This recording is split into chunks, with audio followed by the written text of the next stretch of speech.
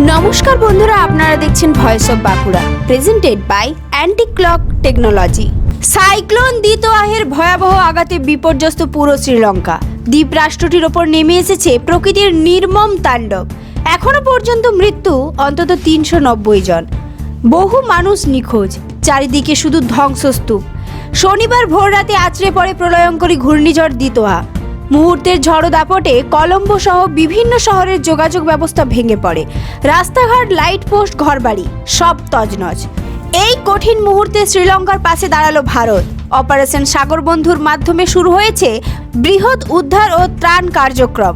ভারতীয় বায়ুসেনার IL-76 বিমান ইতিমধ্যেই শ্রীলঙ্কায় পৌঁছে দিয়েছে NDRF এর 80 সদস্যের বিশেষ দল।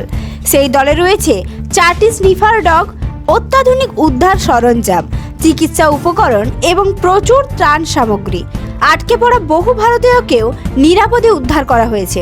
সোমবার ভারতের প্রধানমন্ত্রী নরেন্দ্র মোদী ফোনে কথা বলেন শ্রীলঙ্কার প্রেসিডেন্ট অনুরা কুমার দিসানায়কের সঙ্গে। সেই কথোপকথনে মোদী আশ্বাস দেন, শ্রীলঙ্কা পাশে ভারত সবসময় থাকবে। মোদী জানান, ঘনিষ্ঠ বন্ধু হিসেবে শ্রীলঙ্কার দুর্গতের পাশে দাঁড়ানো ভারতের দায়িত্ব। উদ্ধার চলবে, ত্রাণ চলবে, আর পুনর্বাসন ও পুনর্গঠনের সময়ও ভারত তাদের পাশে থাকবে। ভারতের এমন দ্রুত মানবিক সহায়তার জন্য কৃতজ্ঞতা প্রকাশ করেছেন শ্রীলঙ্কার প্রেসিডেন্ট। তিনি বলেন, এই ভয়াবহ দুঃসময়ে ভারতের সহযোগিতা তাদের বাঁচিয়ে দিয়েছে। প্রকৃতির কাছে মানুষ অসহায়, কিন্তু মানবতার হাত যখন এগিয়ে আসে তখনই জন্ম নেয় আশা। শ্রীলঙ্কার এই বিপর্যয়ের মুহূর্তে ভারতের অপারেশন সাগর বন্ধু সেই আশার আলোই জ্বালিয়ে দিয়েছে।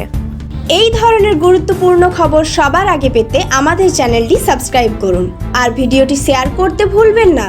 আপনার মতামত কমেন্টে জানান আর লাইক শেয়ার করে ভয়েস অফ বাঁকুড়ার পাশে থাকুন।